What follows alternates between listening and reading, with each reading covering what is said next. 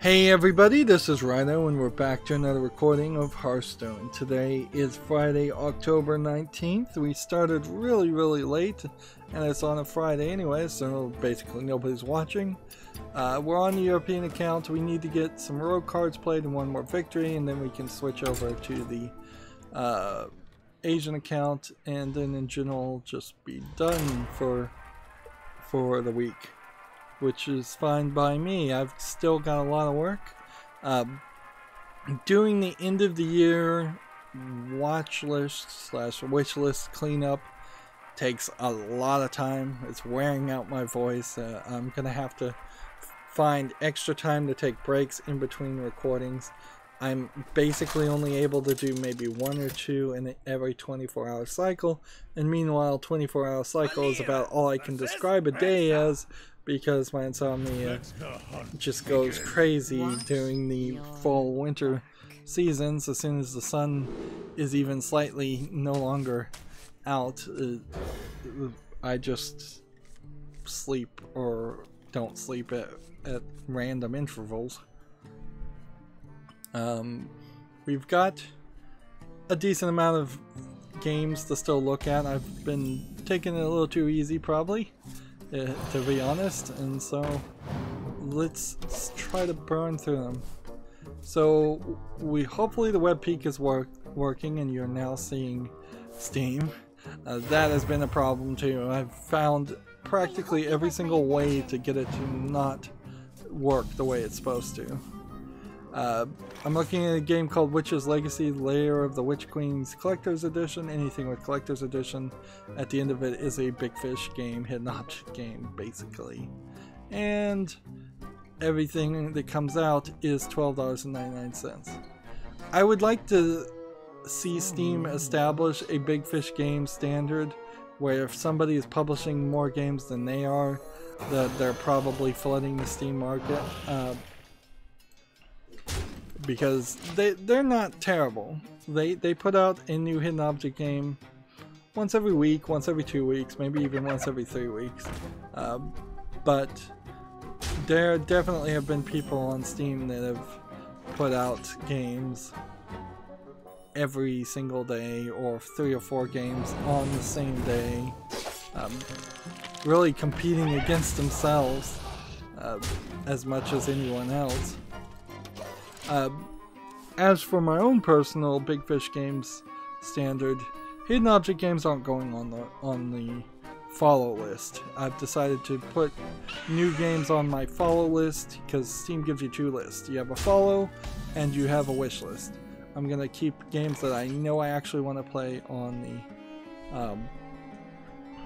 the wish list, and put anything that I'm not 100% certain about on the follow list, particularly games that came out within a year and I'm just trying to see if maybe they get enough players to review it and give it a rating, which is inherently where most of the cleanup on the wish list is coming from right now. As I'm looking at games that were added to the wish list when nobody had played it, now people have played it and they say they're not good, or they say they are good. Although I'd say more often than not they say they aren't good. So yeah, but hidden object games, I tried to cover some hidden object games. I'm thinking I'm gonna, for the most part, gracefully bow out.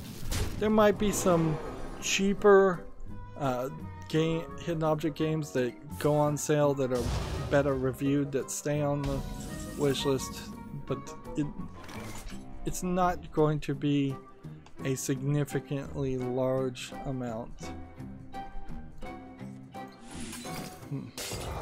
Job's done. Alright, this guy's gonna kill me if I'm not careful. Next turn I have to be very careful. Next we have a game on Steam called The Legend of Evil. Looks like it's an RPG strategy action game.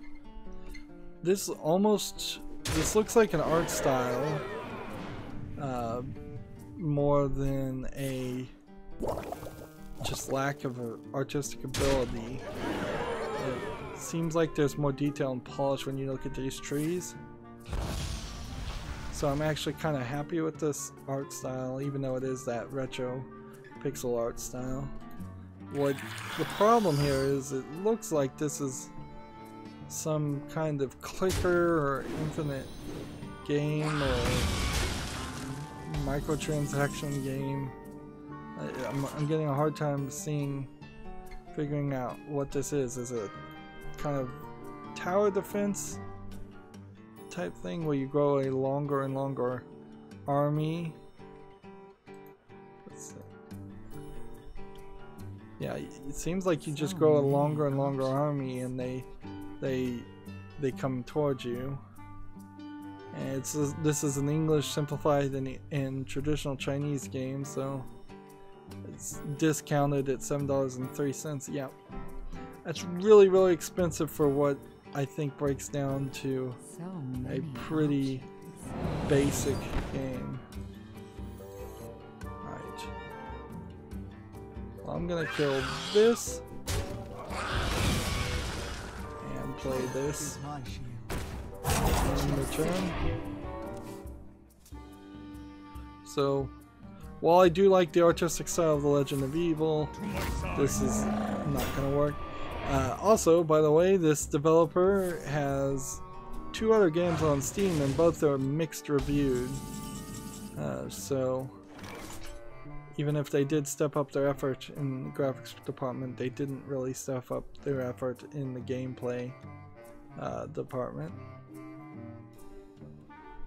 Okay, Death Rattle. Can we send this one back? Do this. Attack here. Attack here. In return. TechRaptor has an article. David Eddings talks Bindi and the Ink Machine and game publishing at the New York Comic Con, I guess, NYCC 2018.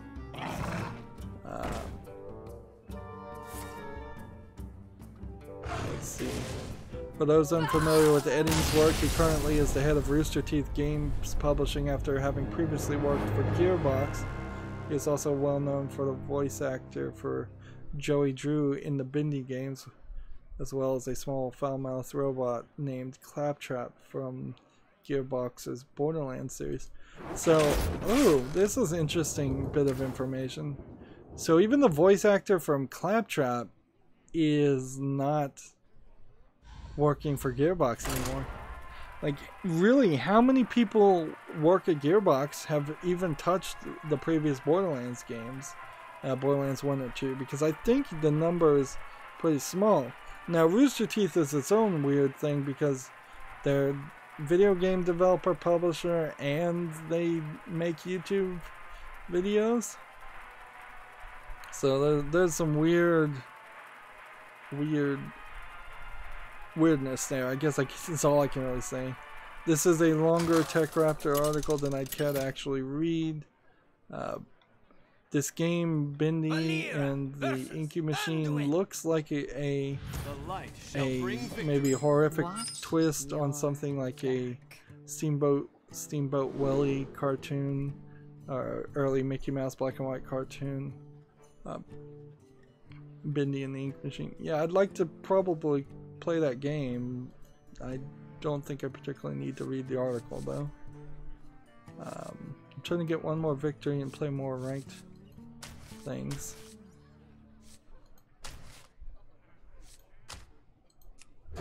I think that's what I'm supposed to be doing. I literally don't remember what happened in the last game. Did I win or lose?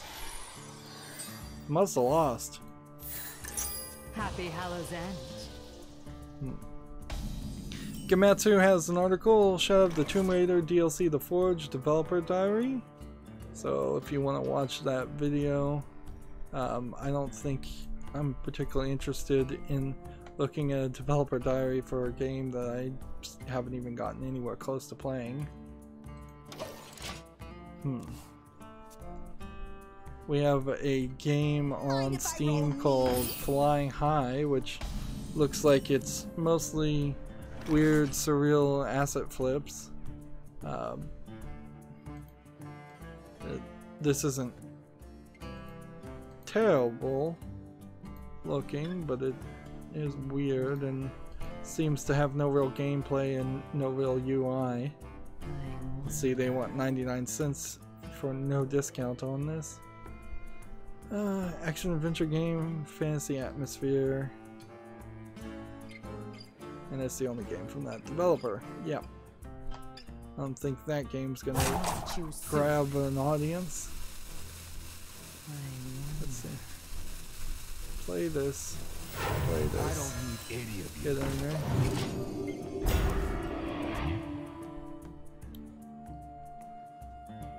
We have a game on Steam called Lost Frontier that apparently is a turn-based tactics in the wet world weird west. And that's all they cared to even do to describe it. It actually doesn't look that terrible of a game, but if you're gonna put such low effort in describing your game, why should I buy it? Why should I play this game? You're literally supposed to be giving me a sales pitch, and while the screenshots look interesting and the game looks interesting, you failed on that aspect. This is $8.99 discounted right now, and you gave me a short single sentence. You're also a developer who's not developed anything else, so you have no real credibility. Let's see. Can I do something else? So many. Not particularly. Here we go. For me! So yeah. While Lost Frontier might be a hidden gem, and there is more description, to be fair, there's quite a lot more description down here at the bottom. That's just not how Steam works. And I guess if I take a step back from my frustration of being given only a sentence short description, it's probably not a game that I would lose any sleep if I never played. So many options. Let's see. I want. For me! How do I want this to work? I guess I have to do this to kill that guy. So be careful. And then I have to play this. And then I can do this. Job's done. Which probably means I could have attacked with this and done more damage later on. Yeah, I probably played out of order there. If I was paying more attention, that would be interesting. Probably would have done. Speaking of maybe interesting games, maybe not, we have a game called Girl Rugby Dash, which I don't know if I've ever seen any girls actually play rugby, but I imagine rugby being a very rough sport does not involve having a cleavage cut out and a v-neck and having the rugby players run around in their underwear. This is clearly a low effort, lewd game, asset flip. Probably they took a rugby asset and merged girls in their underwear assets. By the way, this game doesn't have a video, which last I heard was required on Steam games these days. 23 achievements, $4.19 discounted. The only thing that looks even slightly interesting is the thumbnails that look nothing like the game. Yeah, there's actually nothing I can do, so I had already played my turn, I just didn't hit end turn. This is from a developer who made a game called Strike Cars that has no reviews, Full Metal Renegade that has no reviews, and the game Boobser Man that has no real reviews either. So this is clearly a troll developer, although oddly they seem to go through a different variety of different types of troll low effort versions of games that they make, whereas most troll developers tend to stick to the same ones over and over again.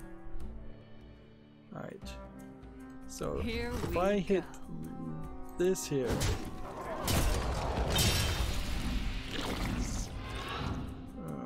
Well, that's not really what I wanted, but okay. Do this. It's not how I wanted that to turn out and work, but okay. Let's see. Next we have a game on Steam called Battle Arena Euro Wars, which looks like a low effort asset flip game. This might be a Russian troll game if it's putting out the idea that Europe is going to fall into some kind of civil war and we're going to end up fighting everybody, which, I mean, that could happen certainly, but it's not assumed that it will happen. This is an English only game, 15% off for $8.49. I would probably put this as a Russian troll game when you, or just a troll game in general. Maybe it's kind of impossible to prove where it's from. Right, so if I do this and do this, and then should I kill this now or should I save it? Here we Let's just go. do this. I guess I might as well just kill it. Oh, I screwed up with the Leroy Jenkins.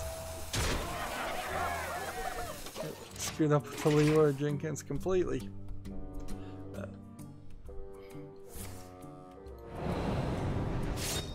TechRaptor has an article, Loot Crate gets into digital gaming with Loot Play subscription service. Let's see. I'm not 100% sure that people are really interested in Loot Crate anymore.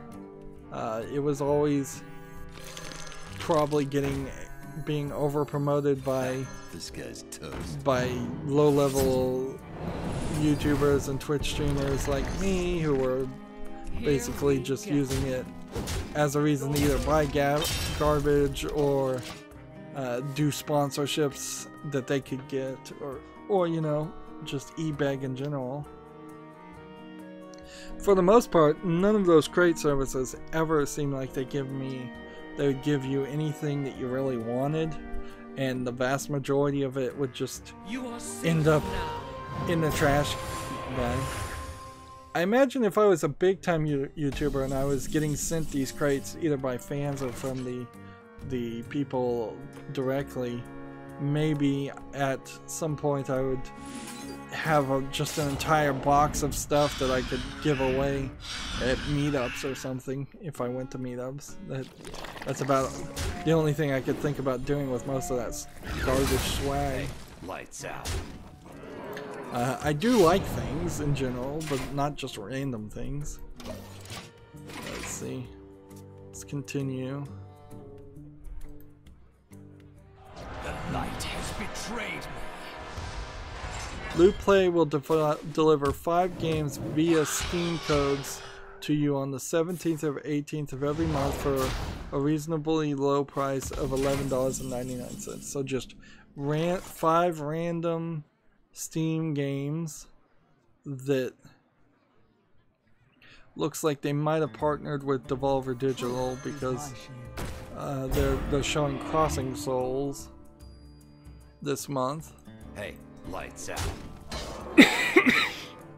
Here we go. I like the idea in general of them being Steam codes instead of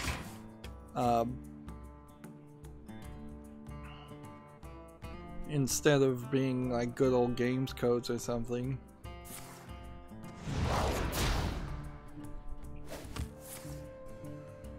If you purchase, you can further increase the value by subscribing for longer periods of time. Buying it for an entire year gets it down to $10 a month.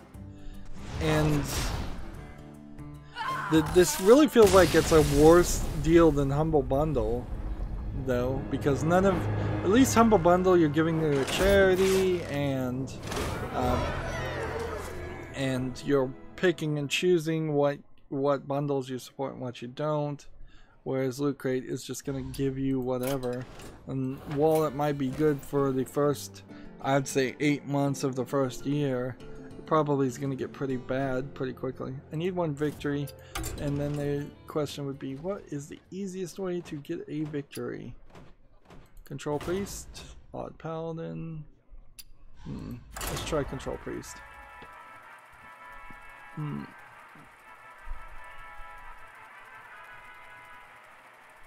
Let's see. You get 5 games, but the first month is featuring just Crossing Souls. So the other 4 games featured will remain a mystery until the code starts shipping out. Like, there's just some weirdness here, I guess, about whether or not the light shall bring victory. I'm not 100% sure that everybody is getting the same codes in the Loot Crate, and I'm fairly certain that none of them, eventually people are not going to be happy with that deal. Moving on, we have an article. TechRaptor says the Atari Retro handheld and the Atari Retro TV joystick are finally releasing in limited regions. I really have to question who has any real nostalgia for Atari enough that they'd want these. Is someone injured? I should probably not have done that, but whatever. The Atari Retro handheld is selling for £35 about, or $45. And the Atari Retro joystick is roughly $32.55 in US dollars. Not a good deal, I don't think.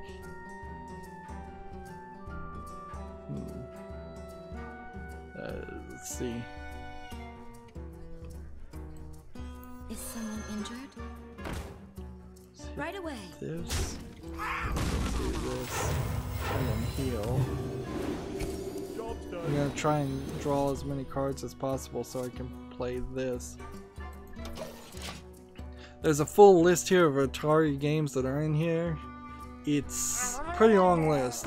3D Tic-Tac-Toe, a game called Adventure, Air Sea Battle, Asteroids, Blackjack Bowling, Breakout Canyon, Bomber Casino, Centipede Circus, Crystal Castles, Demons to Diamonds, Desert Falcon, Dodge 'em, Double Dunk, Fun with Numbers, Golf Graviator, Haunted House, Home Run, Human Cannonball, Maze Craze, Millipede, Miniature Golf, Missile Commander, Night Driver, Off the Wall, Pong, Video Olympics, Quadron, Radar Lock, Real Sports Football, Real Sports Tennis, Real Sports Volleyball, Sprint Master, Steeplechase.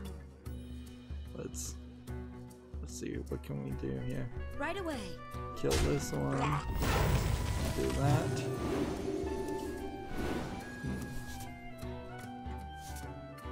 And right away. Let's see, kill that one. And then that.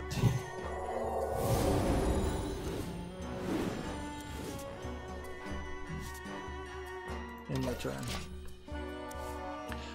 Stellar Truck, Street Racer, Submarine Commander, Super Baseball, Super Breakout, Super Football, Sword Quest Earthworld, Sword Quest Fireworld, Sword Quest Waterworld, Tempest, Video Checkers, Video Chess, Video Pin Bar, and Yar's Revenge. And with the exception of Yar's Revenge and a couple other games, none of those Atari games are recognizable. They're all super generically named. Some of those names I'm sure you thought were 2 games were actually 1 games, and very possibly the opposite is true also. There we go. And we should be good now.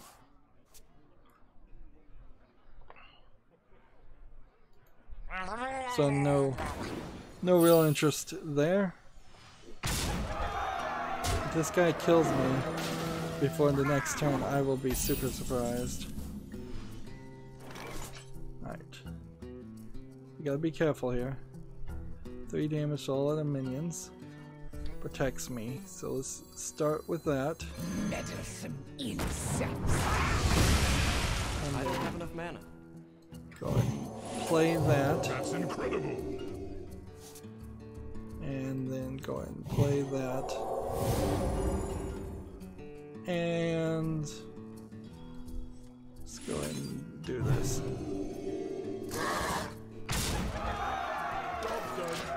That was a mistake. That was a mistake, you say? We'll see. Like, if you're playing a Murloc deck, I don't see how you do 4 damage in the next turn with the 3 cards.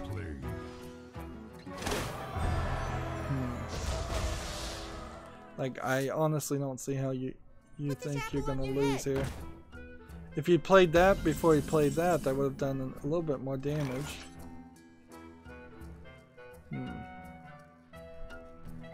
Let's see. I could have done that. That's And incredible. I could have done that.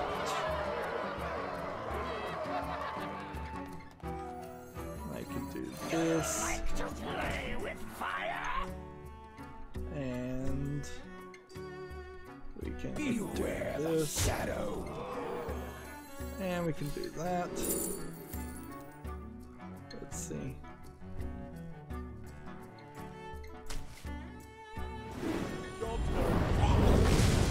Not too quickly. In the turn. We have a game on Steam called Logistical 2, which looks like a very low effort, cheaply made logistics game. Seems like somebody probably got something that they were in the middle of developing to be a logistics software and decided to sell it as a video game. How much do they want for it? Discounted at $13.99. That is ridiculous. It's from a person who made Logistical 1, which somehow has positive reviews and has all these DLCs too. That is ridiculous. They probably vote manipulation. I kind of have to hope and believe that that is the case, and there aren't enough people who are obsessive compulsive about logistics that found this game entertaining. I mean, inherently, some of these parts actually do look slightly polished, but the general idea is ridiculous. Right. I must consider. There we go. That's incredible.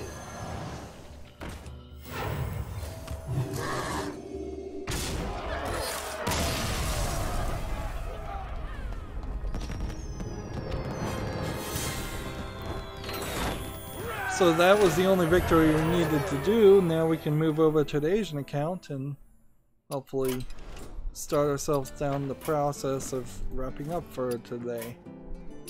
Still feel like a new expansion is just going to come out of nowhere. I wish Hearthstone was a little bit more consistent about, hey, this is when the expansions are coming. You should know. Save up your pennies. Save up your gold. Alright, well, while this is loading, we have a game on Steam called Destiny of Ultras. It's an RPG Maker game. Like all RPG Maker games, I inherently immediately reject them. It's $9.99 with no discount. Easy enough to ignore that. So we need to re-roll something. We have a couple of Paladin things. I didn't ever think you could actually get the daily quest where it was play 20 Paladin cards and play 30 Paladin cards, but I did. So 3 victories anywhere, or 2 victories anywhere, and a couple Paladin classes.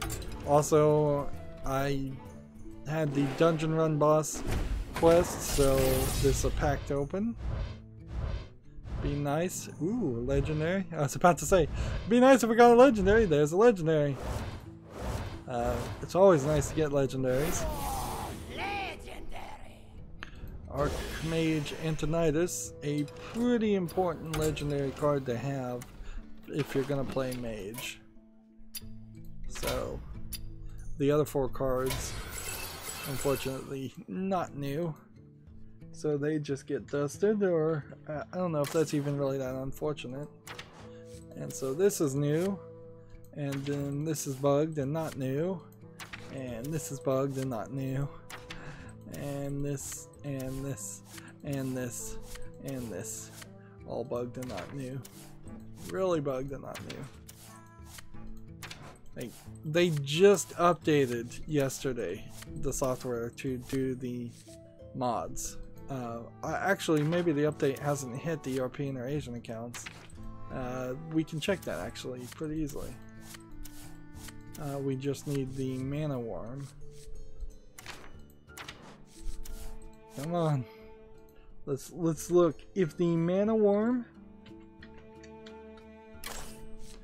is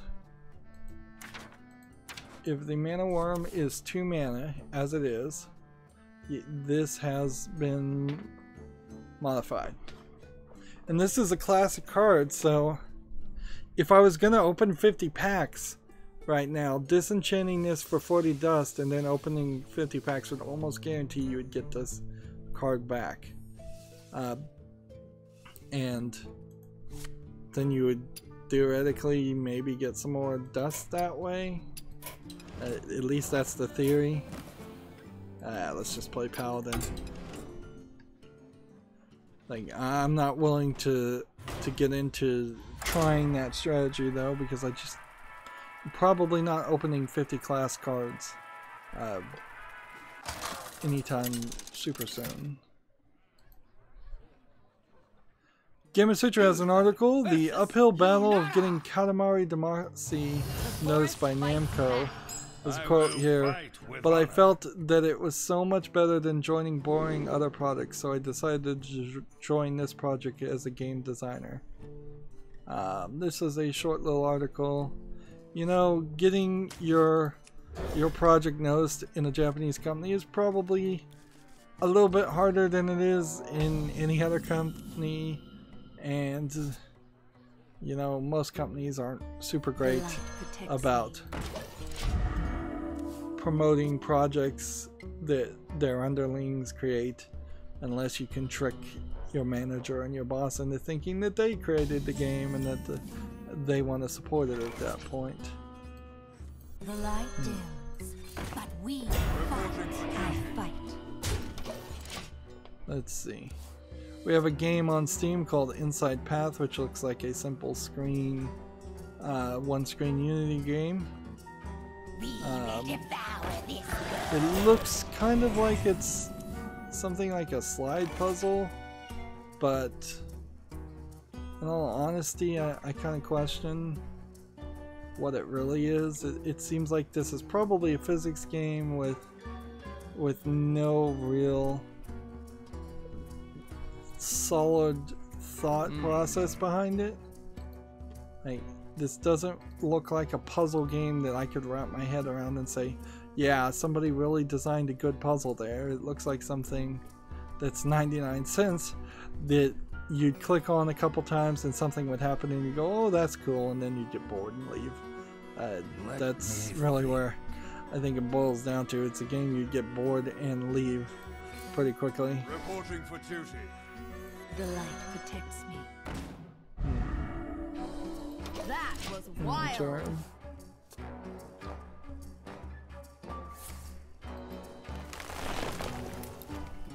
Let's see, what did YouTube tweet that irritated me today? YouTube Gaming now lives on YouTube homepage as a pinned tweet. That wasn't the thing that irritated me though. It's probably not even a real big deal. Let's see if I can even find it. Yeah. October 18th, YouTube Gaming tweeted, "Butterfly Soup is all about growing up, coming out, and also baseball and dogs, especially dogs that look like they have eyebrows. Watch at Gloomy Casey play this adorable and sometimes bittersweet LGBTQ+ coming of age visual novel game." it's you're in such a weird position. I'm in such a weird position because really all I want is fair coverage if you're gonna cover visual novel games, and not to have such an extreme bias that you only want to play Butterfly Soup and Dream Daddy and Lady Killer in a Bind, because those 3 video games are all probably pretty good games, to be fair, but they're all LGBTQ or considered that, and because of that they're getting way more press. Butterfly Soup came out a long time ago. They're getting way more press than just any other random visual novel game that comes out on Steam on an almost weekly basis. And inherently, I guess this comes right back down just to YouTube's extremely progressive bias, where they're not retweeting people who are playing other visual novels. Nobody's playing Clannad and getting retweeted by by YouTube Gaming. And I just kind of wish that they could learn to be a dumb pipe, and YouTube Gaming probably shouldn't promote anybody because they can't promote everybody. That being said, if YouTube Gaming did promote my channel, I'd be super happy about it, but I don't think they'd ever do it. Not for a second. But yeah, that is irritating. It's irritating how obnoxious they can be. And this is coming from somebody who fully supports LGBTQ rights. Well, I guess maybe not 100% fully, depending on what rights they're demanding for themselves that other people don't get. I want them to have equal rights. I don't want them to have special rights.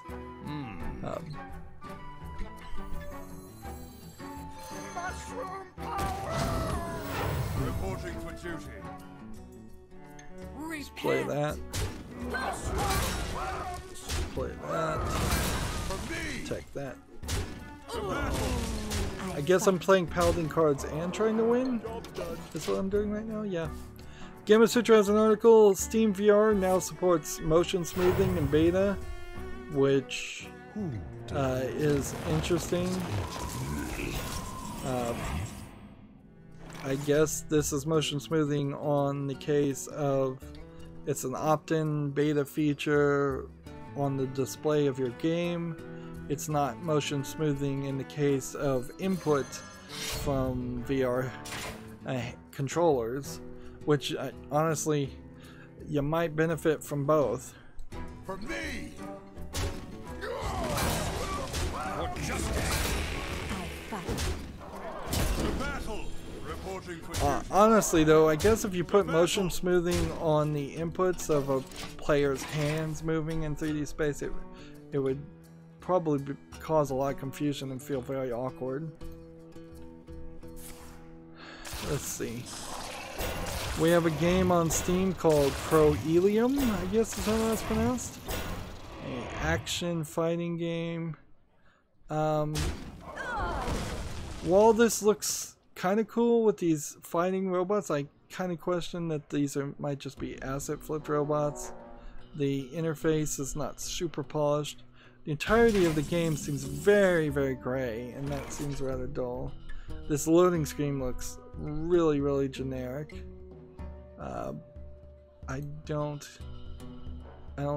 understand. You're only getting these little bits of color here and there, which just makes the entire thing seem really dull.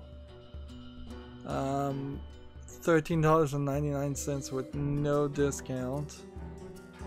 Let's see what this developer has made otherwise. Absolutely nothing. I dream and the For world justice.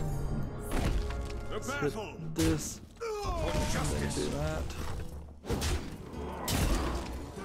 Reporting for duty. And then just go ahead and To battle. let's do preemptively 1 damage to everything. Yep. this developer, Pro Helium, hasn't made anything else. Well, in 2+ hours of streaming, I think I finally found a game that actually will make it to the follow list or wish list. I think inherently this one, Soul Calibur 6, makes it to the wish list because it is a game with a lot of relevancy. It's a AAA game from Bandai Namco.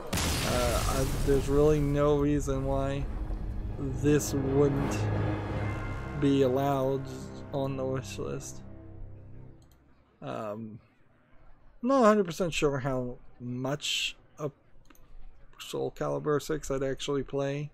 It's probably a pretty good game. It has De Nouveau in it. It's $60, but the real deluxe edition is actually closer to $70.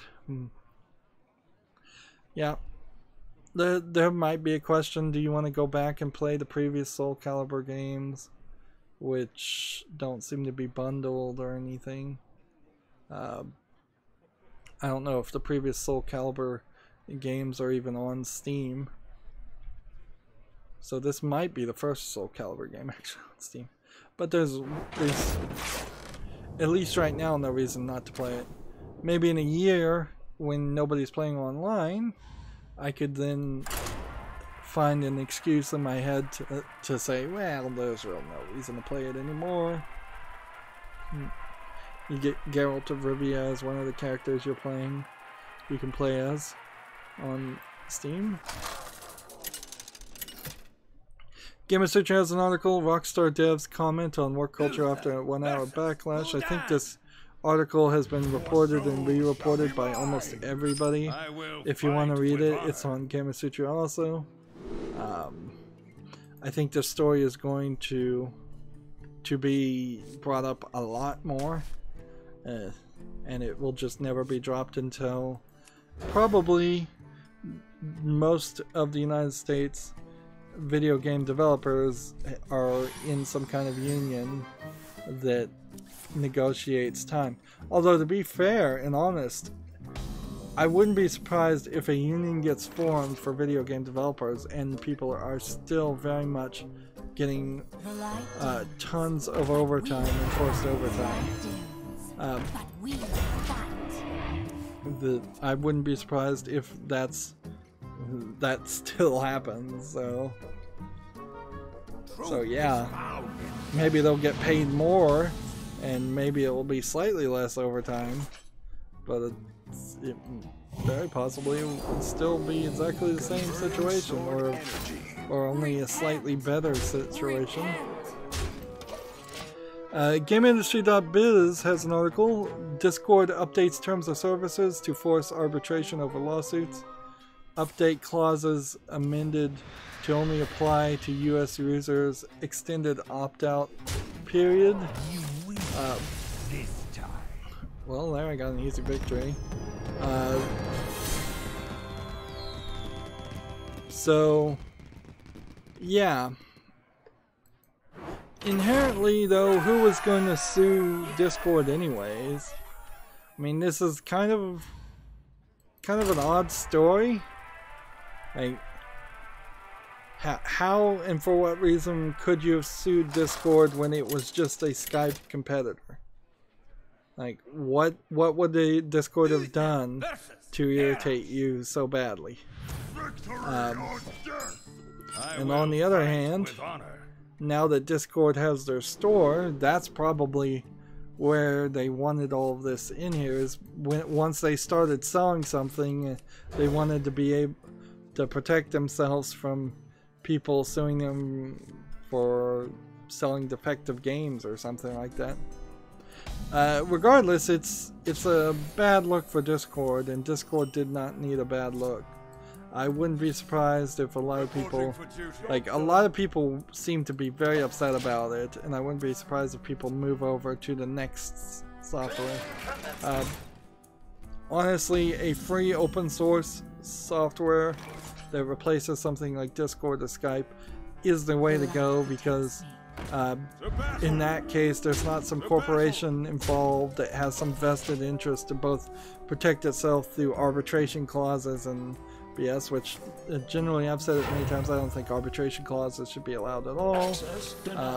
It's in my opinion, a violation of the Equal Protections Clause of the Constitution because it is giving a clear and provable extra protection to corporations over individuals. Of course, the government is so pro-business in the United States that I doubt you could get I fight. a court to agree to that.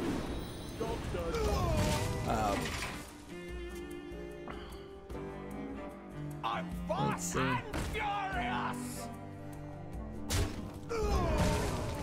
But yeah, if people are smart, they'll find some open source software that replaces them and doesn't have a corporate interest entangled on top of it.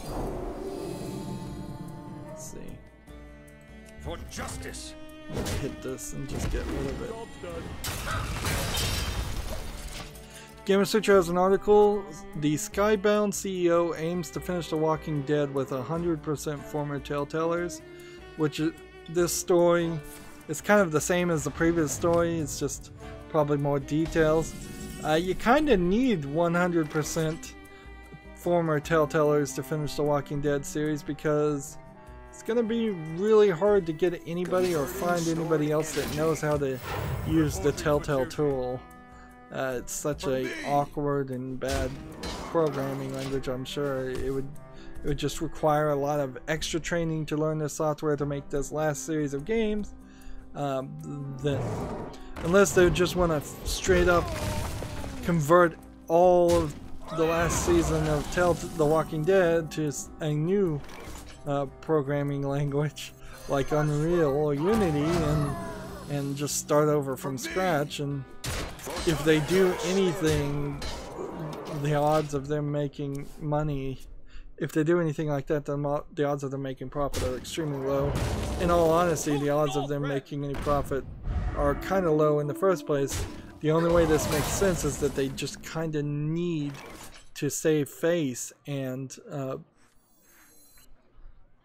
cause, by saving face and keeping the Walking Dead game series a complete and good series, they can. I should have attacked actually. That was a dumb move. By having the entirety of the Walking Dead series a finished story, it will sell more in the long run than what it's gonna sell right now. Like, I cannot commit or convince anybody or recommend to anybody that you start playing the Walking Dead series right now because it's just this unfinished experience. Let's see. You cannot the battle. Repent. Probably should have attacked something there, but whatever. Reporting for duty. Well, I'm not gonna actually read this Gamma Sutra article though. Like, no duh, he's gonna use as many Telltellers as he can.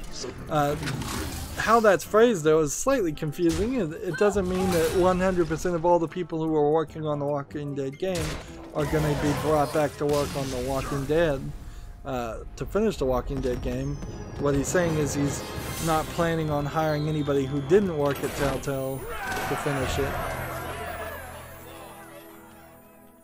Well, that's the 2 victories I needed. Now I just need to continue to play Paladin cards.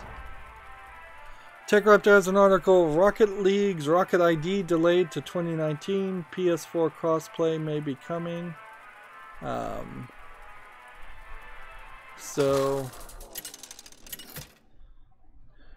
So crossplay for Rocket League on PS4 seems to be slightly delayed. Slightly questionable about whether or not Rocket League is still relevant. And it definitely was relevant a long time ago, but a year or 2 ago, or even 6 months ago. But It's slightly questionable about whether it still has that relevancy. GameIndustry.biz has an article, a post-mortem of Telltale Games. Speaking to the Swedish Game Conference 2018, former Telltale narrative designer Emily Grace Buck says it's time for a really serious conversation about potentially starting a union. Of course, a lot of people are going to talk about wanting a union to start, and very few people are actually going to be the person who does the paperwork, does the work, and tries to start one.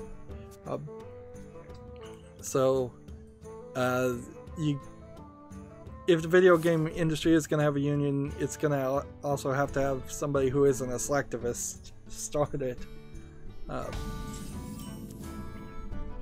This article goes into a little bit more detailed problems with Telltale. I think I've heard enough. Maybe I'll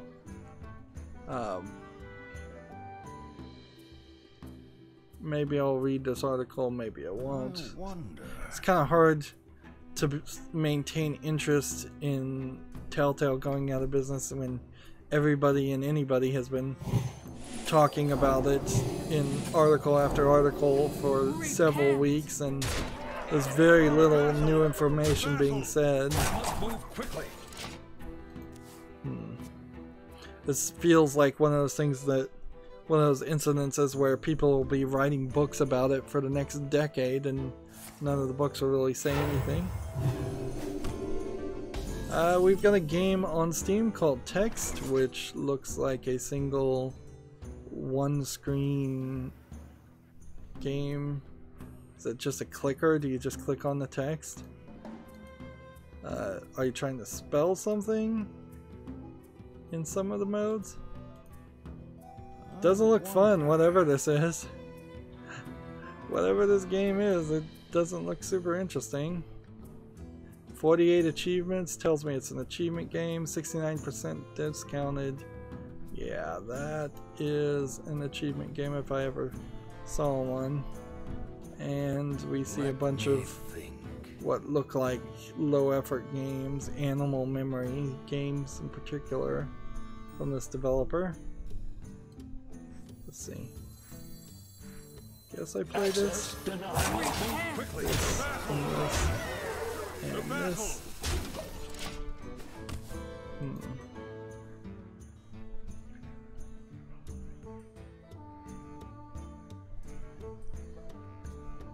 Next we have a game on Steam called Our Worst Fears. It says it's an adventure indie casual.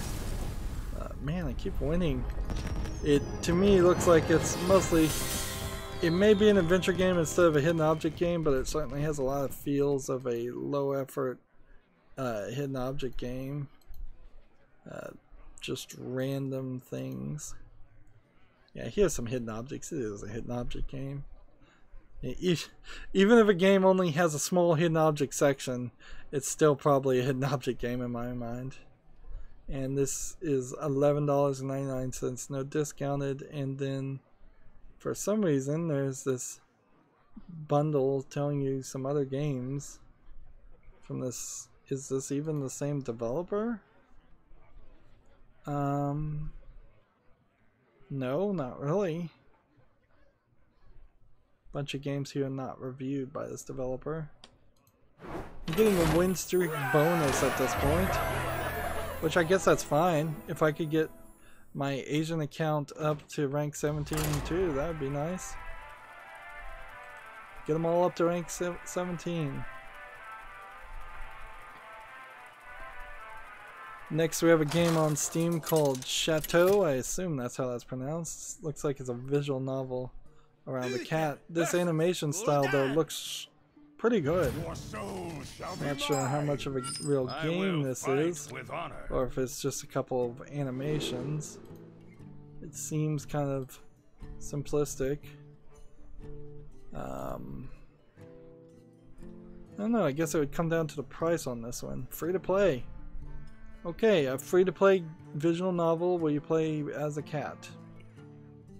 It's not something I would cover, but it doesn't look bad. It's kind of ironic. The two somewhat good-looking games I've seen today, like of the two somewhat good-looking games I've seen today, one of them has been a free-to-play visual novel about a cat. A lot of bad games today.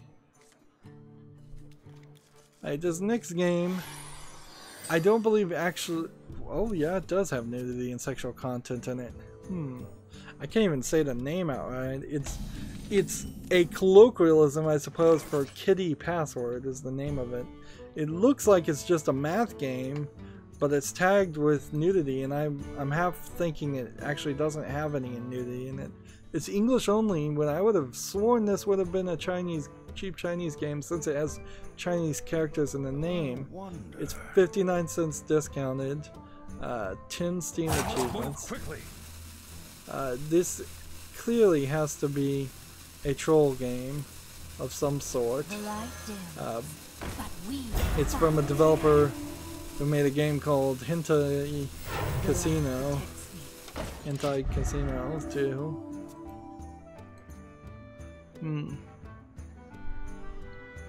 Next we have an interesting game. Return to Oberdin. This is going to go on my wish list. I already know it is.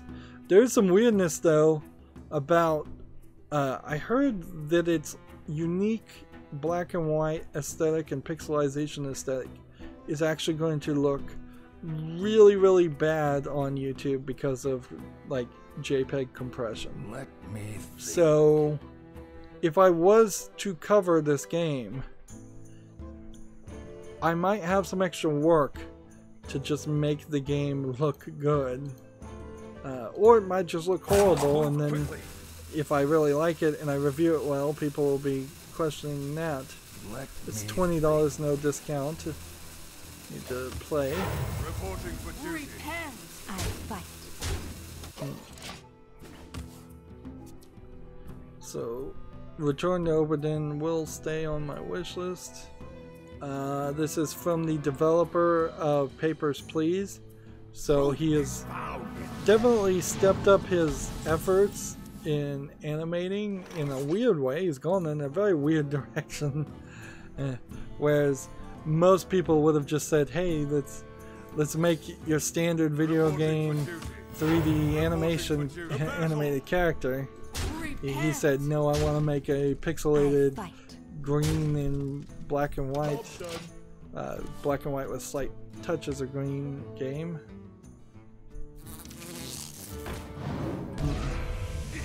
It's playtime. Let's see. Gamatsu has a Devil May Cry 5 NYCC 2018 panel archive if you want to watch the entire panel. I imagine it doesn't really mean much or won't say anything. Devil May Cry 5 is due out for the PS4, Xbox One, and PC March 8th, 2019. Let's see. Guess I have to Reporting for duty. play these cards. To battle! To battle! To battle! I fight. Let's just keep on playing.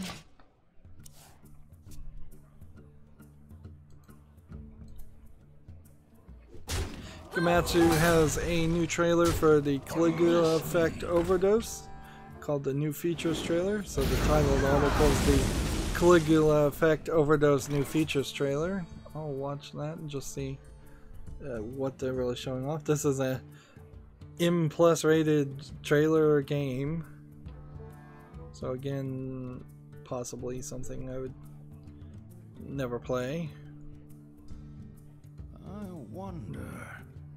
Let's play this. Job's done. Need to wait till 7th turn and start playing this, I guess. Caligula Effects looks like it's a mature version of Persona. And I'm not sure how mature a version it is. But In the light's name. 3D, high action, RPG, going into a different world and fighting monsters or virtual monsters or people's minds. Seems like there's characters with different stats. And they're giving the personalities of different characters. One of them they described as a man-hating beauty. Friendly peeping Tom is another one. Yeah, so Let me think. I think this one's gonna have some edge to it. Reporting for duty. The Caligula effect also is characters are mostly wearing white with little flashes of red. I'm seeing some characters now with little flashes of blue on their outfit. Makes a slightly interesting Reporting for duty. appearance. For justice. Quickly. There we go. It didn't really show too much though.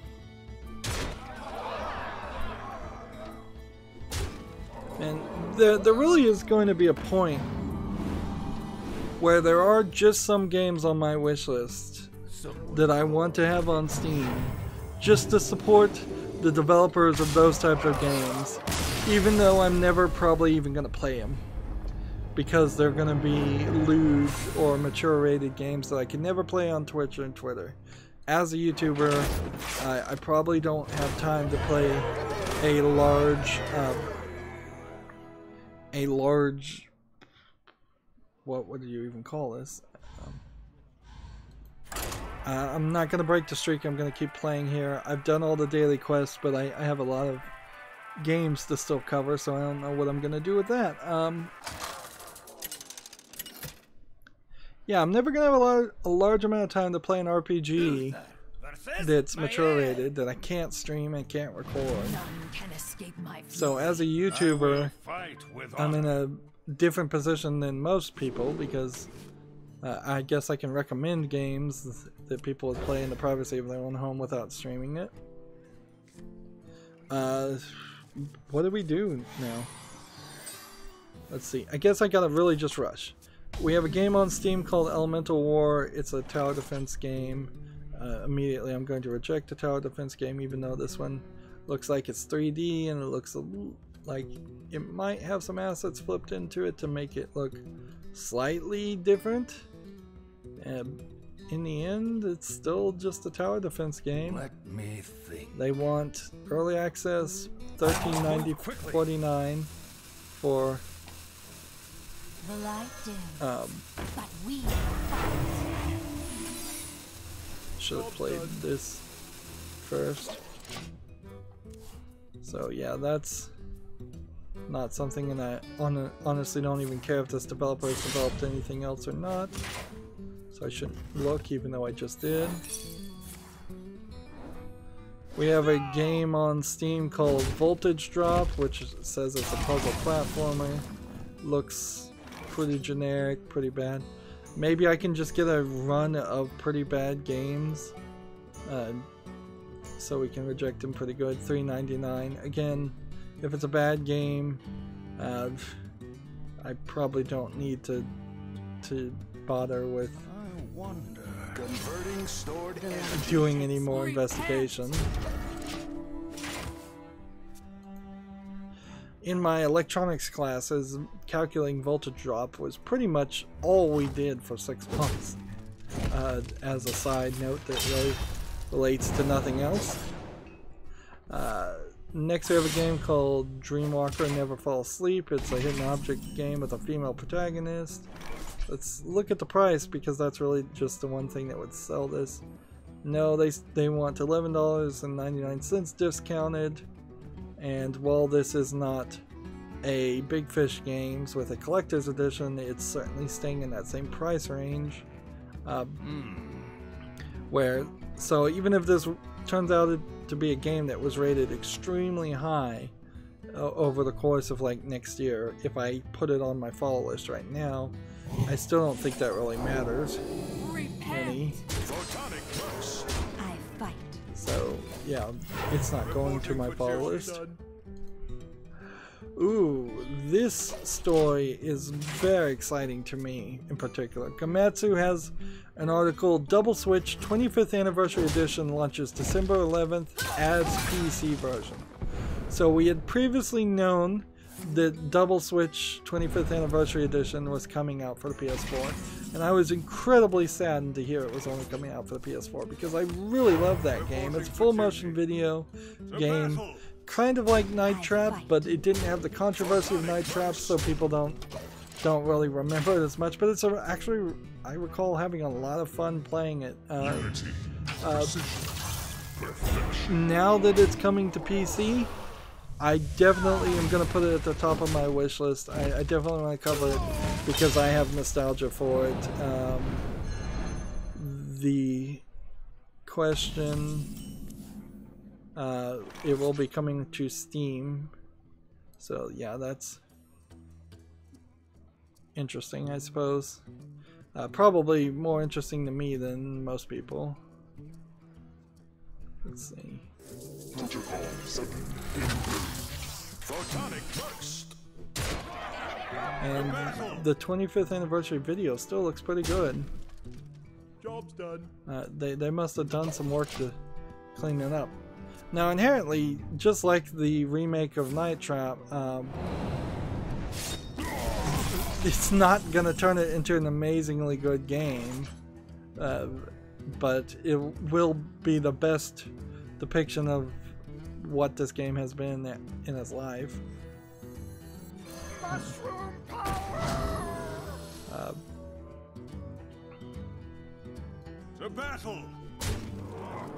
Job's done. Yeah, just watching the trailer here is kind of amazing. Precision. Perfection. There once was a man from Bringing back all the memories. I definitely want to play the Double Switch when it comes out on PC. It's probably in the top 10 list. If I was just to pick a list of top 10 games I'd like to cover. Alright, let's do this.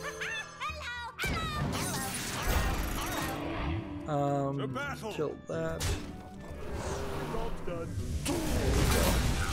TechRaptor has an article, Lindsay Jones on being part of Achievement Hunter voice acting more, NYCC 18. I want you. Lindsay Jones is part of Rooster Teeth. Apparently a lot of NYCC Rooster Teeth people.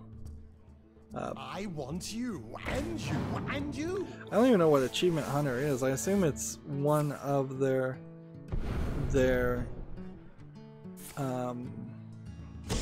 podcasts. Rooster Teeth is just such a weird corporation. She also is a voice actor for Ruby.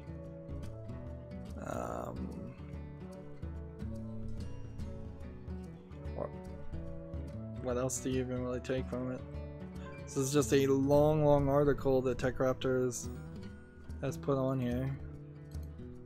And now is not the time for long articles.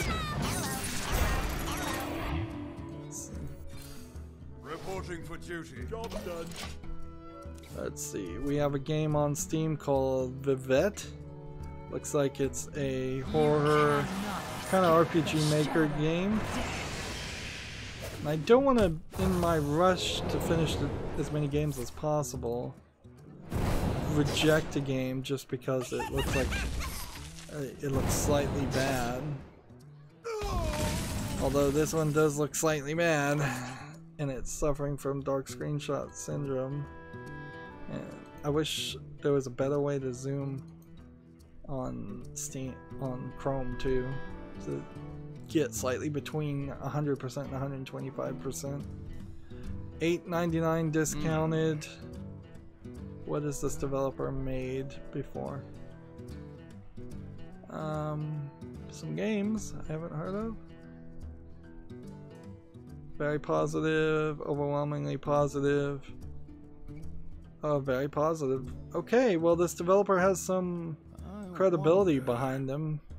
So I'll put Vivette on the follow list and keep an eye out and see if that turns into something important. Move quickly. Let's see. I have anything else I can do?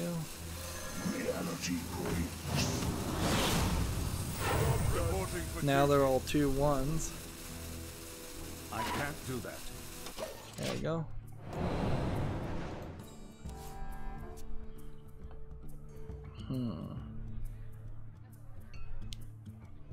This next game is called Wir den Sowas das Spiel, which it's apparently a game based on a TV show in Germany. Looks like it's a trivia game show. Hopefully I didn't say something offensive in German just now, but yeah, it's not a game that I particularly would. I mean, I can show it off and show the name, but it's not going to make it to the follow list because it's only in German. Seriously? Game is not treating me nicely. You cannot run. Let's see. Here's one there. Here's one there. Here's one there. Here's one there.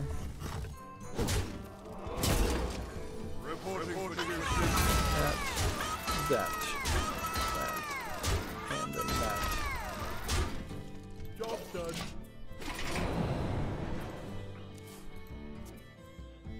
Oh yeah, did I even talk about YouTube being down? I don't think I really did.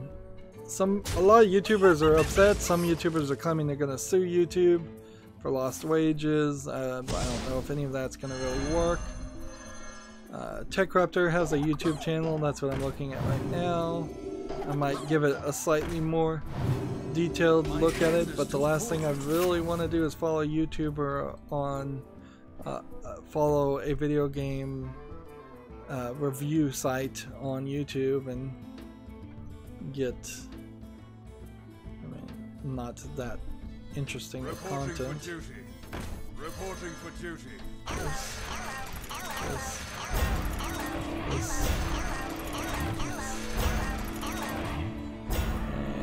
For that. justice. Job done. Reporting for duty. GameIndustry.biz has an article called "The Rebuilding of People Can Fly." CEO Sebastian Wojciechowski reflects on how the company's journey since regaining its independence and future of its new IP. So People Can Fly was rebranded Epic Poland in 2013, and then they regained their independence, and then they tried to publish the Bulletstorm 4 Clip Edition.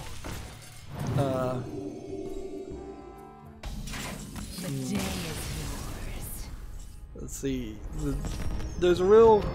They also made Bulletstorm and Gears of War Judgment, and then they got basically purchased by Epic, is what it seems like. And like, I really don't know what they're doing now, though. Like, inherently, this article, while it might be interesting from an inside baseball perspective, one more game, I suppose. We're just riding the win streak. It would have been a lot better if People Can Fly announced that they had a new game to show off, they had a trailer, and then a week later you have the CEO do an interview and talk about how he's rebuilt People Can Fly from the ground up, and now it's an independent company that's back to making great games. And yeah, that really would have been the point, to do something like that, not now. Even if they came out like next week with an announcement and a trailer for a new game, the trailer should have come first.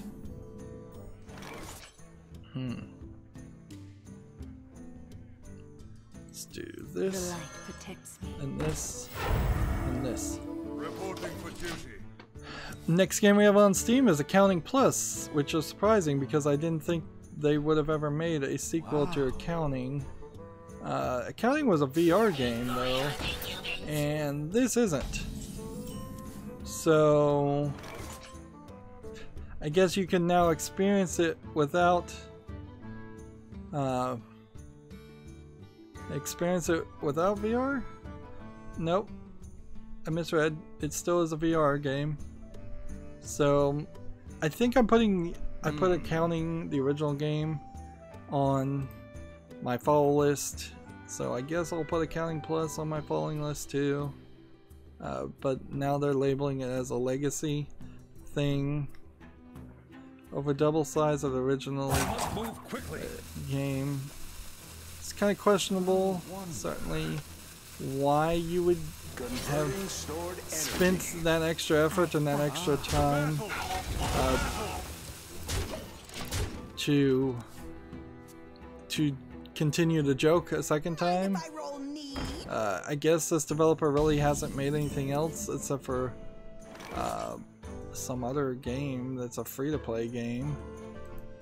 So yeah, it may not be that good.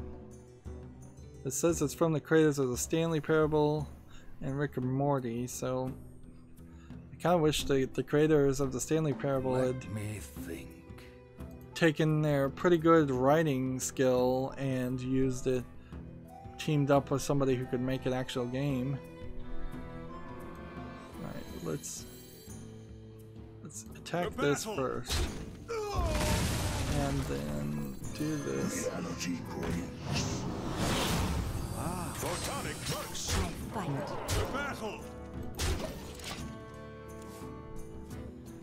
Next we have a game on Steam called Heliophobia, which I would assume is a fear of spheres or balloons or something. Helium. Looks like it's a psychological horror game. Doesn't look terribly bad, actually. English, what did I want for it? $8.99 discounted. What has this developer made before? A game that's mixed reviewed, a game that's 79% positive, and a game that's mixed reviewed. I'll put this on my follow list. I'll be a little generous to on that. Let's see. Do this, and then draw a bunch of cards, I guess. I fight. The battle! Photonic burst! You cannot run. Job's done. So I've managed to find probably 6 games that are going to make it to the follow list. Next game we have on Steam is Reigns Games of Thrones. This game has relevancy right now, so I mean it's going to go to the wishlist regardless. Even though I didn't like Reigns 1 and I didn't play Reigns Her Majesty, this is still going to the wishlist, directly to the wishlist too, not even the follow list. Honestly, if this is actually how it animates when you're playing the game, that would look a lot better, but it really isn't how it plays. Sometimes the right move is to get a license. Let's see. Do that. Reporting for duty. Gematsu has an article. Catherine Full Body highlights difficulty settings, support features, and puzzle modes. So there's a safety, easy, normal, hard, which is sounds like a great idea for me. In safety, traps do not activate, there's no time limit, and game overs do not exist. You can even skip the action puzzle entirely. Guarantee that you reach the ending by choose safety. There's a support feature called autoplay that automatically climbs the shortest route limited to safety and easy difficulties, so that, man, you don't even have to play the game. And they say that's a support, and you kind of assume that's for like disabled people to play the game, which that's very nice and not something you generally expect a Japanese company to care about. So yay on Atlas. There's automatic undo, instantly go back one action even if you die. There's a retry assist, automatically returns you to the place you died. See, I think I could probably play with retry assist and that'd be cool. There's a line display, displays the route you can take when hanging. Standard and arrange, choose from 2 action puzzle modes. Let's see. In arrange mode, blocks with different forms appear. Even users who played the original Catherine will be able to enjoy completely new stages. Let's see. Managed to kill a bunch of my characters.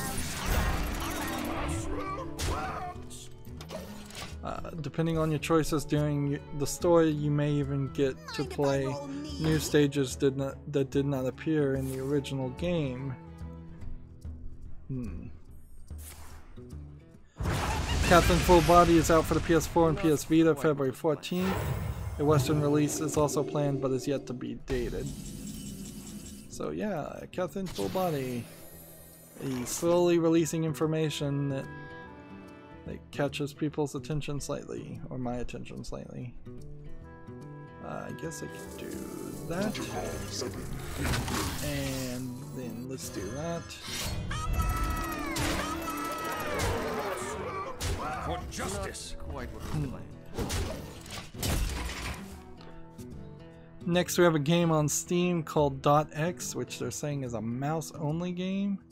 It looks like a pretty low-effort puzzle game where you're moving a mouse around. Maybe you're not supposed to hit the walls. That would drive me crazy very quickly. Let's see, 12 achievements, $1.69, discounted. This one doesn't look like it's an interesting game. So, developers made one other thing that hasn't been reviewed. Now the problem here is we're basically done with Hearthstone. We're basically should be done with streaming, and I have just all these other tabs that are suspended. You have been. And we're winning on a win streak, so we gotta keep the win streak going, don't we? Let's just ride this up to legendary if we can. More work to do. Commence here's an article. Rise Race to Future for PC launches October 26th, so apparently that's a racing game. We can close that real quick. Let's see, there's a game on Steam called Istanbul Digital Edition. It says it's a board game that's turn-based. I've never heard of a game called Istanbul, but that doesn't mean it doesn't exist. It doesn't look terrible. Maybe playing up some stereotypes, certainly.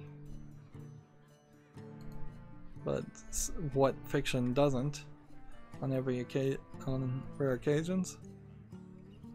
Well, that's not the way to say it. Fiction often plays up stereotypes. That's just how fiction works. $8.99 discounted. The question, I guess, would come down to, should I trust this developer and put it on the follow list, or do I think this is just a trick for a low effort game? And I think this needs to go on the follow list until some people actually play it and review it and let me know whether this is a good board game or not to even think about playing. Let's see. Let's quickly play our turn. The light protects me.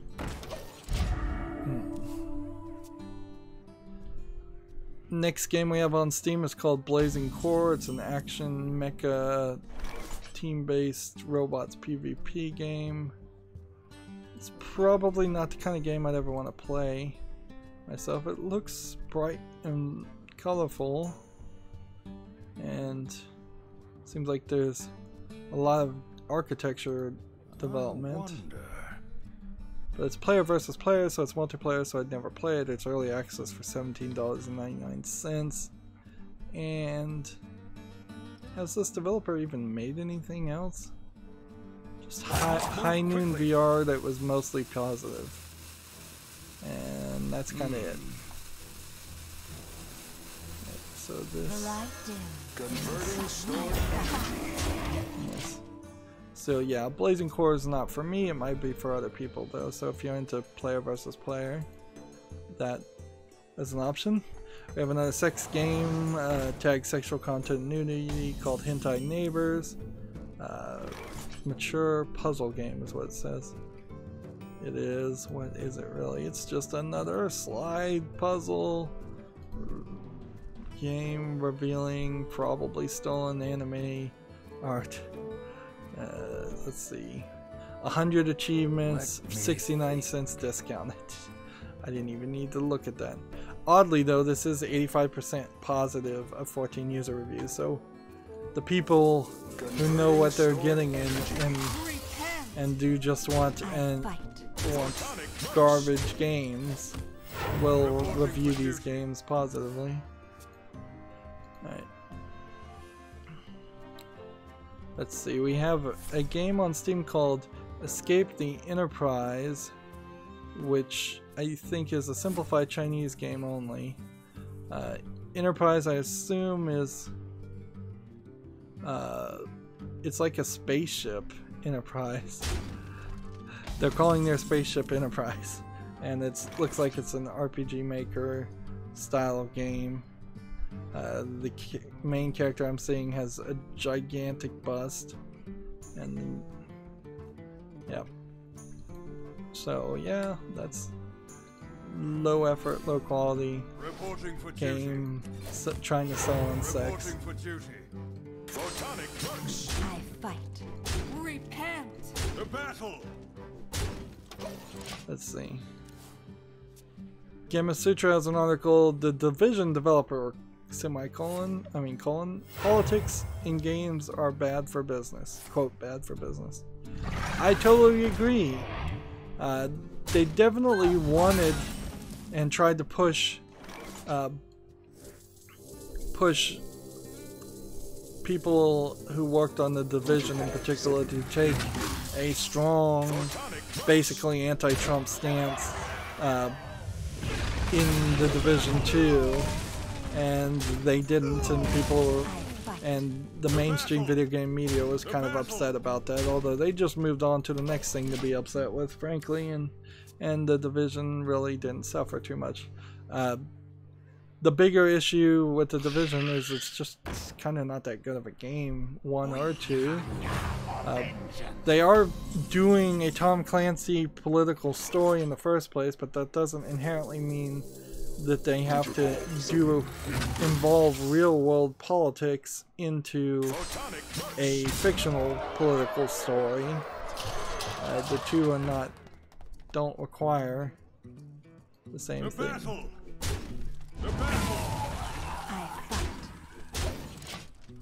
I'm not going to read the rest of this article just to save time, but I totally agree. Politics in games are bad for business for everybody. It never works.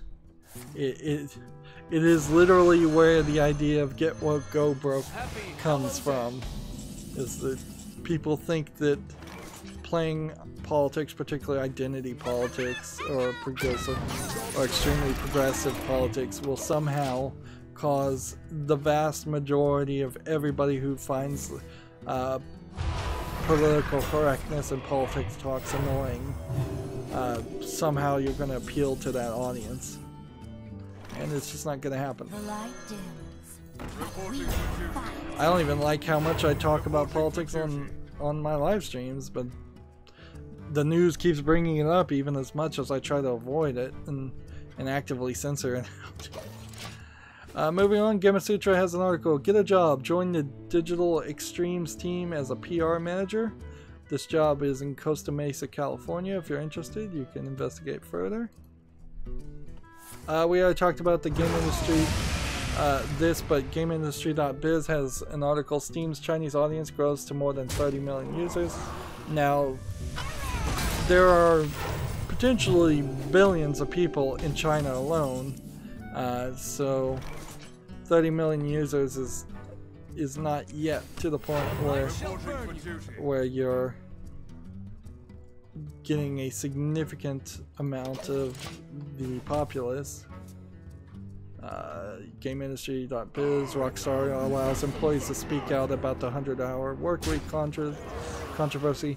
Quote unquote allows, probably heavily encouraged and begged them to talk about it and say some nice things, please.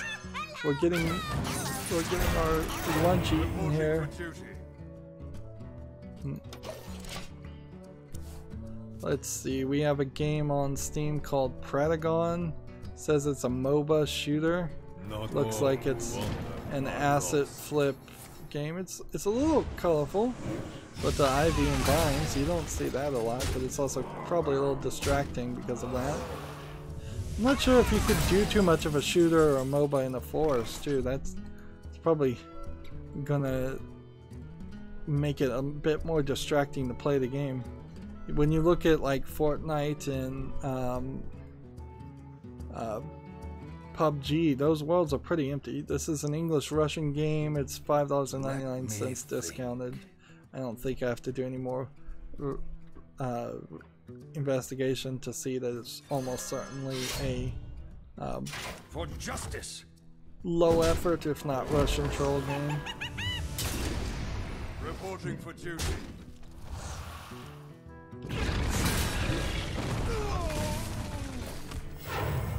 Got to get as many of these on the field as possible before I give them all 2+2 and taunt, and I'm not even sure that's gonna save the day for me.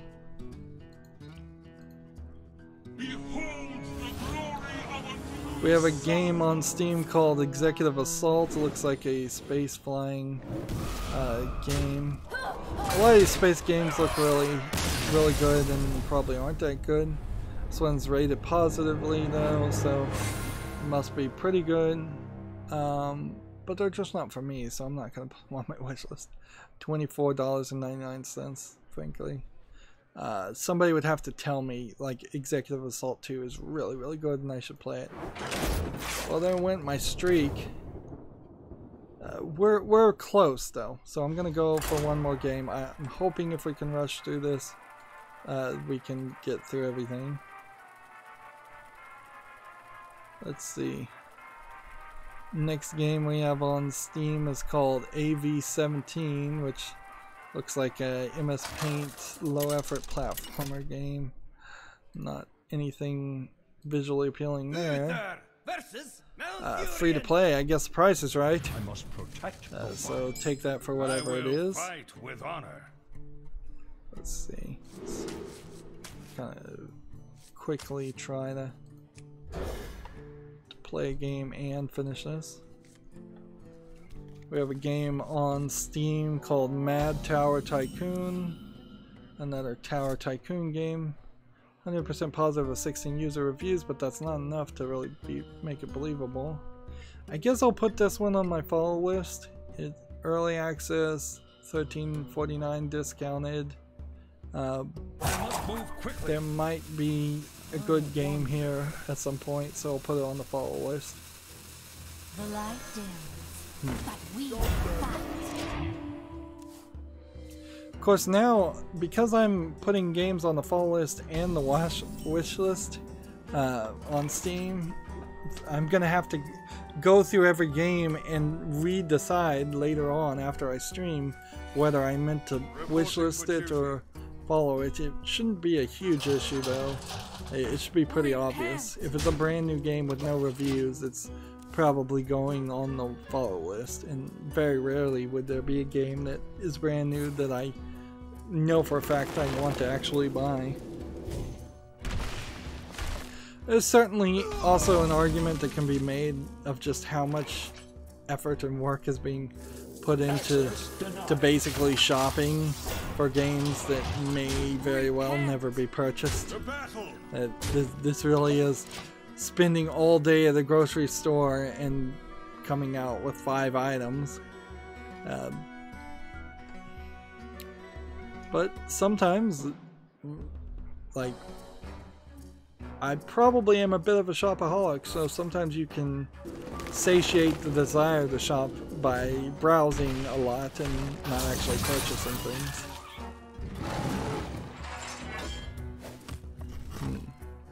Of course, if you try to do that in a real-world store, often you'll be asked to leave. Converting stored energy. Converting stored energy. Oh, darn it! I wish I could undo it. The light Hearthstone still needs an undo button. tempts me. Give that minion a turn to get ready. Repent. The battle! Let's see, what do we have here? We have a game called Evol Spider Sim, which looks like something really Windows 95 looking animation. Looks like it's some kind of real-time strategy attempt with spiders. Doesn't look interesting at all. 84% off, discounted. I don't think I need to do any more research on that one. Protocol 7. I fight. Photonic burst.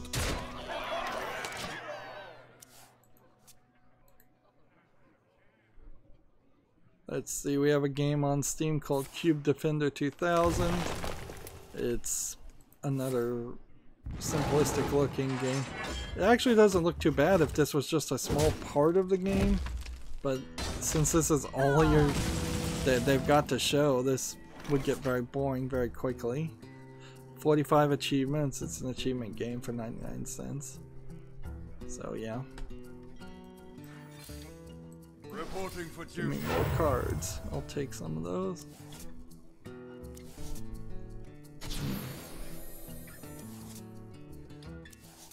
Probably gonna play this. Definitely gonna play this. Okay, so we do this. And we do this. Photonic Attack here in there.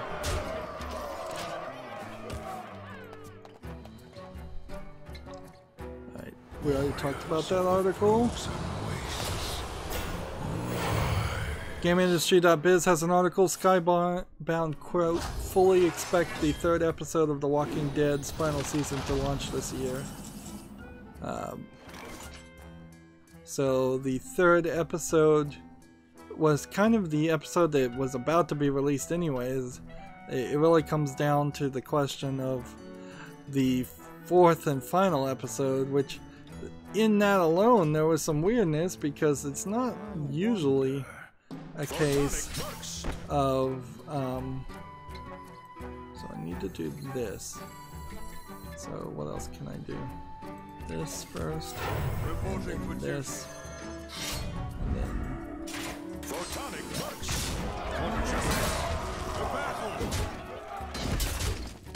The light dims, but we fight. just trying to throw everything here in. Job's done. Like, see, Kimetsu has an article, Peach Ball, Sinra, and Kagura details the dressing room. Element Peach Ball is the pinball game where there's ninja anime girls on the pinball table and you hit them with the pinballs and they react to it. The giant anime girls compared to the pinball table, I guess, would be a slightly better way to describe it. It's a lewd game, it's a stupid, dumb, fun type game.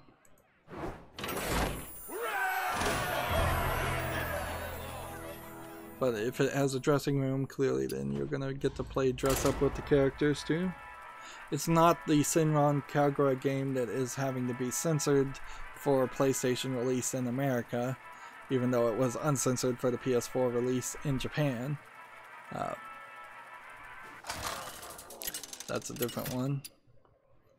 And what's getting censored out is kind of nothing. We have a game on Steam called Infliction. Looks like it's a horror games. I don't know if you want to immediately call this an acid flit horror game or horror walking simulator. Is that maybe a category to use? It looks pretty spooky though, and it looks like people have put some effort into this. So this looks a little bit better. It's doing a pretty decent job for a horror game to avoid dark screenshot syndrome too. Even when you're in a dark section of the house, there's little bits of light to show off what it is. $17.99 discounted. This one needs to go on the follow list. It's rated positively too. So it's always nice to find a surprising a game that is a horror game that is surprisingly good, where most of them are incredibly bad. None will survive. Now, arguably, I don't need. I don't think I've ever seen the upgraded version of this game. Arguably, I probably don't need in my life more horror games. I'm already thinking about doing in February or January just a zombie games month of, hey, there's so many zombie games and these are not going to be particularly spooky, so let's play some of those. To battle! But if it's good, it's good regardless what kind of game it is, and I'm gonna try to play it unless there's a specific reason why I can't play it. Next we have a game on Steam called Veil of Crows, which is mixed. I think because it's a sandbox medieval RPG, I'm already not interested in it. Clearly the mixed reviews are sending an interesting signal too. Like, let's see what the negative reviews actually say here. Let me think. Well, let's come over here and play while those are loading. Reporting for duty. I fight. To battle! There are no reviews. The filters match the filter at this time. Let's try that again.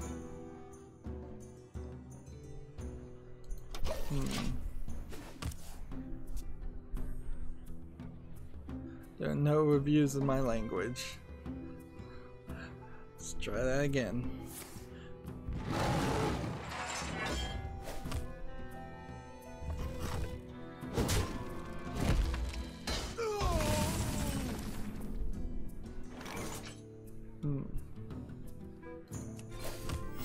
Reporting for duty. To battle! Job's done. Well, I don't know what they think is my language because there's plenty of English language reviews here. Here's a Russian review that says negative things. That's thumbs down. Here's a Russian review that's thumbs down. Here we go. Total War meets Bannerlord, but with poor layout, bad graphics, and overly complicated control. Wouldn't recommend. The game doesn't feel like a final draft.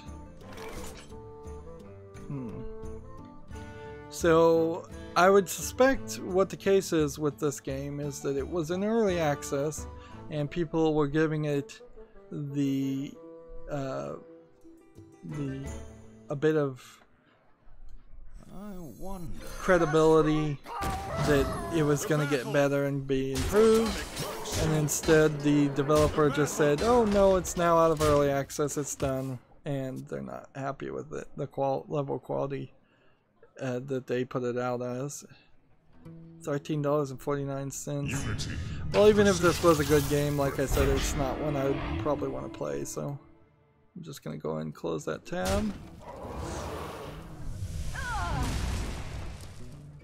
We have a game on Steam called Spark Chess, which looks just like a chess. I kind of have more than enough chess games already on my wish list. I guess I need to be a little bit open-minded and potentially put this on the follow list and just see if people actually review it and say this is actually better than previous chess games. If I ever get around to buying a chess game, it's $11.40 discounted right now. Doesn't seem like the spark element changes anything, and honestly it doesn't feel like this thumbnail has any relevancy. Again, a very simplistic description too. I'm starting to wonder if maybe Valve themselves told people just you need to cool it on the descriptions and just make it a simplistic descriptor. Move quickly. Photonic trucks. The battle. The battle. I have about 5 more games, and we've gone about 46 minutes over. We have a game on Steam called Great Hero's Beard, which sounds like an interesting name. I can see. RPG adventure clicker game. That does not sound like an interesting gameplay mechanic though. I mean, if inherently it's just a clicker, I'm not going to play it. It's $1.19 discounted right now, so if you are into clickers, Great Hero's Beard might be one for you. Apparently this developer hasn't developed anything else, so maybe they're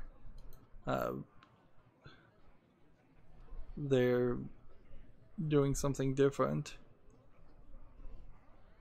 Let's see. There's some games by this publisher that are good, some of the games that aren't bad. This is, what does this say? I guess this is just a background. It looks like there's a word there, but it's the background image.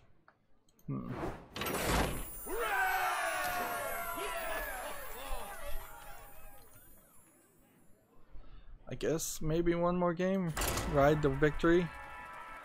Gematsu Kunio-kun, the World Classics Collection, adds Double Dragon 1, 2, and 3. 18 game collection due out December 20th in Japan. I guess that's probably not coming out to the West because most of these games I've not heard of. So it would have to come out. Fight with honor. Well, actually it says the PC version will be released via Steam at a later date. An Xbox One version will be digital only. So it seems like it's a digital collection of a bunch of Japanese games I don't recognize. River City Ransom is one of them that I do recognize, though, and Double Dragon is one that I recognize, but the majority of the other ones don't look like anything I've ever seen before.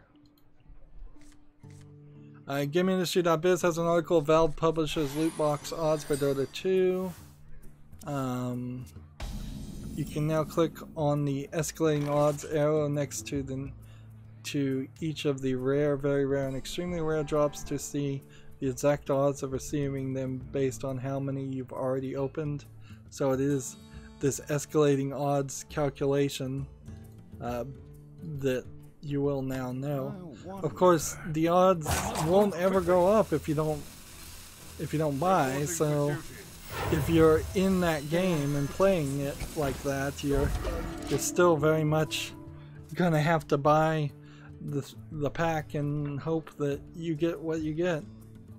Although there might be a way to manipulate that, because if the odds escalate unilaterally amongst the 4 different types of microtransactions, you might buy a bunch of the really cheap microtransactions until the odds go high, and then you start buying the expensive microtransactions once the odds are higher for better drops. There may very well be a way to game that system. Gamasutra has an article. Rockstar debacle prompts devs to spotlight their crunch-free games. Let's see who did this.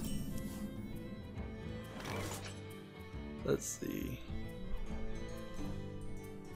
Somebody started a Twitter thread, basically. And if you're really just reporting on a Twitter thread, you're not probably reporting on real news. Photonic trucks, the battle, the battle. I fight.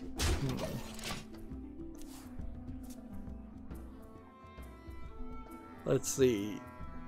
This was the developer of Minute started this thread, and they're literally, as far as this article, so they never updated the article, seems like nobody else even bothered to stick on that article. So I mean, it's really just shameless self-promotion and being self-absorbed.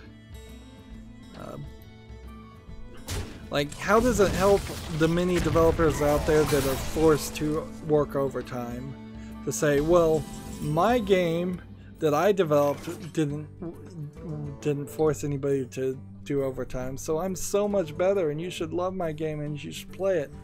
Like, that really doesn't help anybody. I fight. The battle! The battle!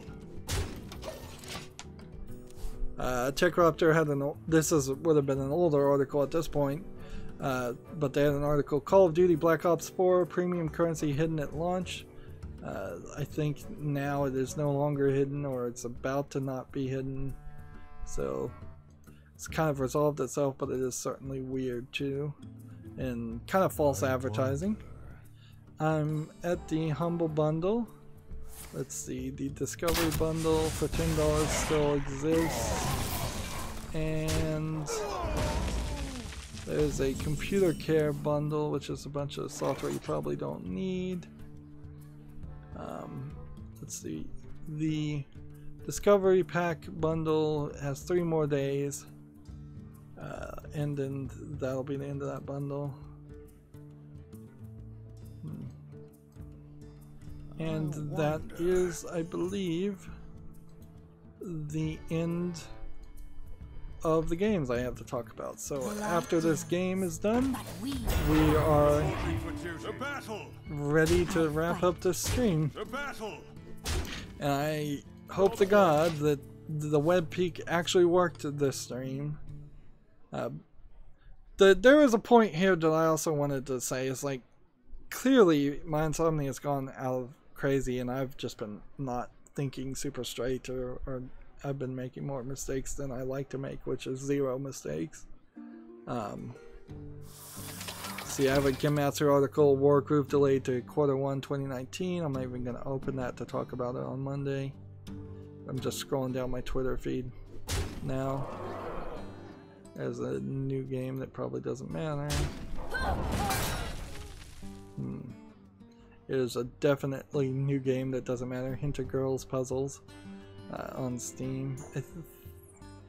I guess I'll mention it Monday.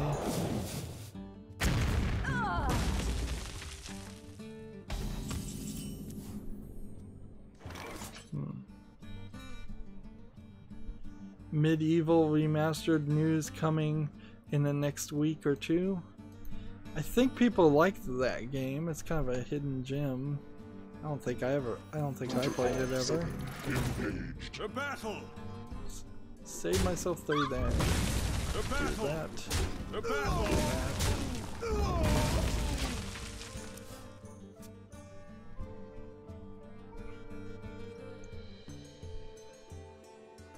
Let's see. Wow, I got like the 4 exact same tweets in a row on Twitter. Twitter must be messed up.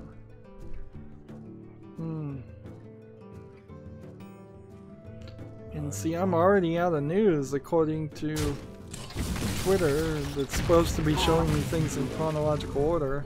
I've already seen duplicate tweets. I think I may have over-curated my my Twitter feed. But I was noticing that was a problem earlier today, is that I went through half of it and then it started showing me new things in the midpoint instead of at the beginning like it should. Justice. So reloaded the page and hopefully that'll fix that. But I doubt it will. Because Twitter has this weird thing where it generates your pages and your feed in the background. So you can't force it to regenerate, or at least if there is some way to force it to regenerate and make things chronological, I haven't figured that out.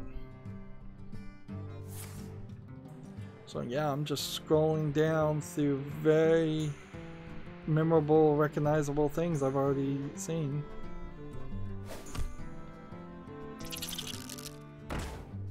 So the Hearthstone videos on my channel will probably be the ones that don't get thumbnails back the latest, because Hearthstone would have been pre-scheduled the earliest. So they may be broken for quite a long time. But if there was a fix here that has been implemented eventually, and this wasn't just a random fluke, I should start to get thumbnails back on Twitter in the next month or two for everything else. Do I really think that's going to affect or change how many people watch my videos? No. Not a super amount, but it is annoying. It's annoying when there's yet one more thing acting as a barrier between you and the way you want to promote yourself. Which tracks to follow?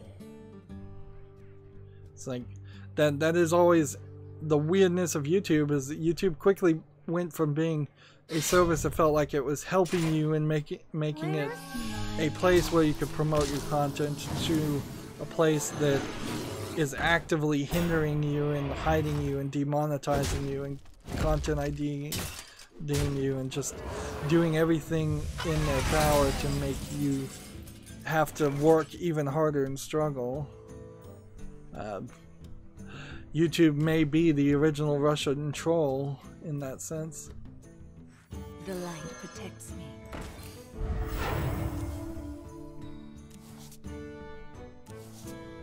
Alright, how is this gonna work? This. This. The battle!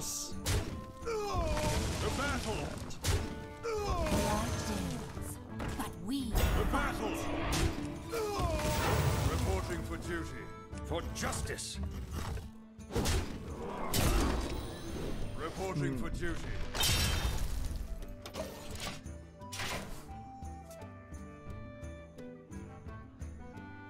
Still scrolling down. Susan Wojcicki tweeted about a book that one of the Googlers wrote, which I guess that's inherently not a terrible thing to promote what your employees do, although again, it's probably a dumb idea, because then you're committing to promoting every project that any employee at Google ever does, or you look like you have a bias, and inherently Susan Wojcicki does have a bias, so she's tweeting this one book designed to get girls into STEM and programming, which is I think a good cause, sort of, maybe, depending on whether or not you believe there really are STEM jobs in the future, or whether they just get all automated. Engaging TC-130 mental dislocator.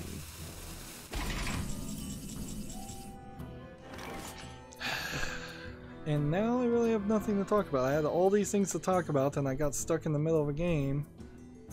I play dream this. and the world trembles. To battle! Do To this. battle! To battle! Probably gonna lose at this point.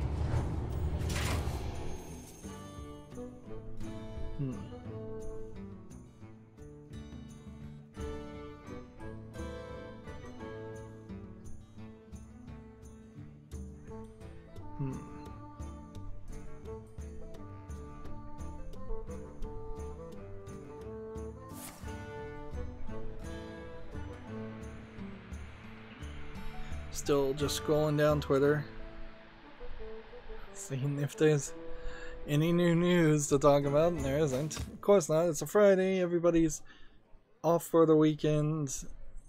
There's nothing new to say, nothing new to do. Theoretically, after this stream, I should probably just try to fall asleep. It's 1:30 in the morning, US Central Time. Sure, nobody's watching. And nobody came on the chat for sure. But I probably won't. I'll probably stay up way later and then try to wake up tomorrow and do some more year in review content. Let's see. Yeah, this will work. And this will work. I still want to win. I'm still in a decent enough position where I'd like to get a win streak. That minion turn to get ready. If I just wanted to lose, I'd just concede right now.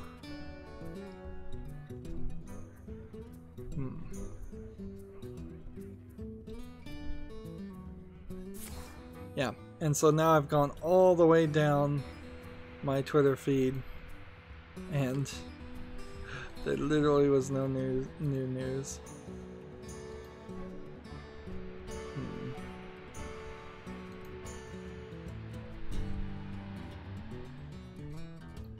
So the good news is we should be done really quickly here.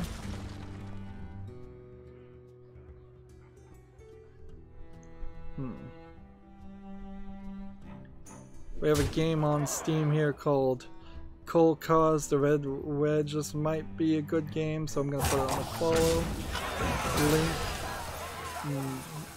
This other game is called Hinta Girls Puzzles, which I'm not going to show you, and it's $1.49 for 25% off, and yeah, another one of those. And those, I'm pretty sure, were all from different publishers and different developers. This wasn't really just a case of one company did that over and over again. Although you never know, it could be a case of it really was one company. It was just working under a multitude of different aliases. That is still very possible.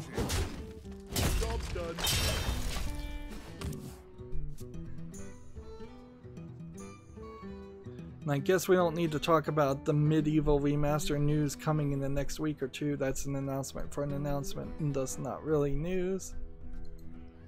So yeah, we can just focus over here.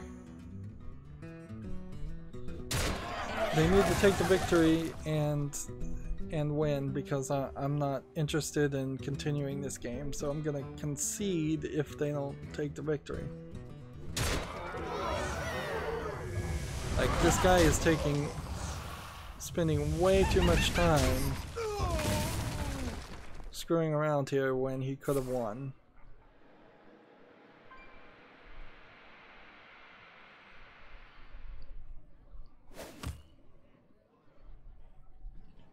How long can this go on? How long can this go on? Yeah, let's just concede. Yeah, there's no reason for me to do anything else. Concede, let's get out of here. We made it to rank 19 at least.